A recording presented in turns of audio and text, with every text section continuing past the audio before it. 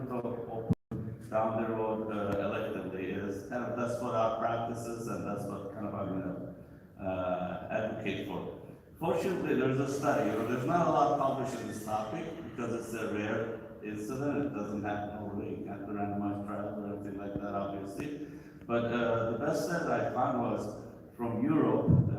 I'm from US, but Europe does good studies, multi-center studies about these unique topics. And they had, I think, 16 centers reviewed all studies, all endovascular repairs for myocardial aneurysms.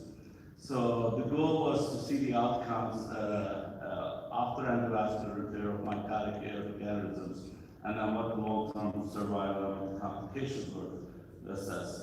And they looked at all the data between 1999 and 2013 in 16 different centers. And there were 123 patients with 130 myocardial aneurysms of the aorta, meaning 69. Men were a little bit more, but one interesting thing to capture is out of these 47, which is almost 40%, presented with rupture. So it's not an easy patient group.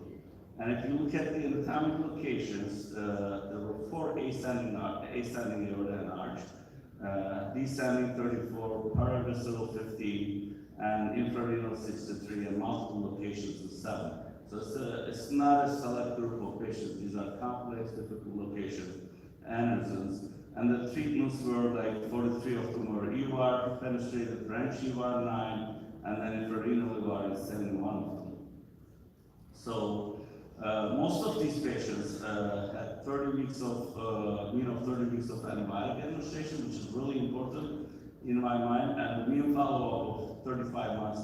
It ranged from 1 week to 149 months.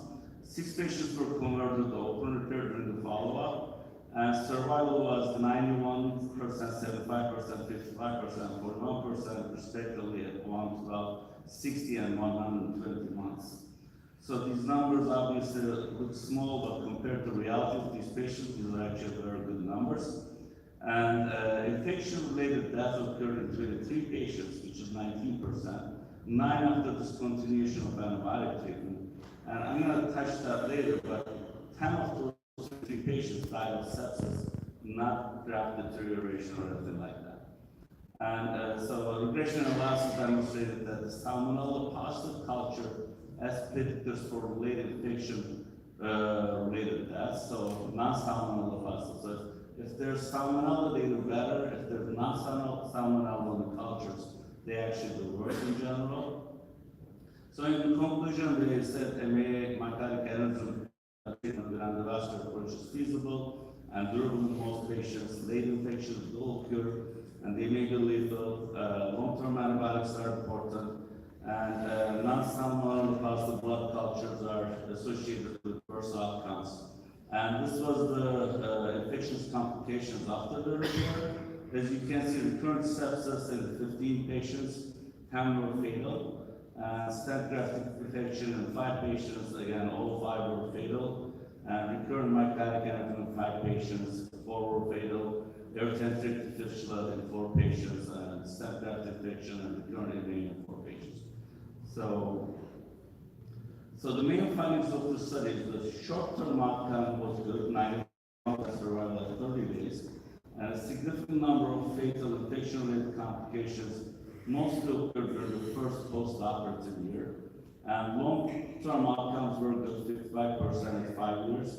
And adverse long-term outcomes, again, non-salmonella blood cultures were kind of something to be aware of.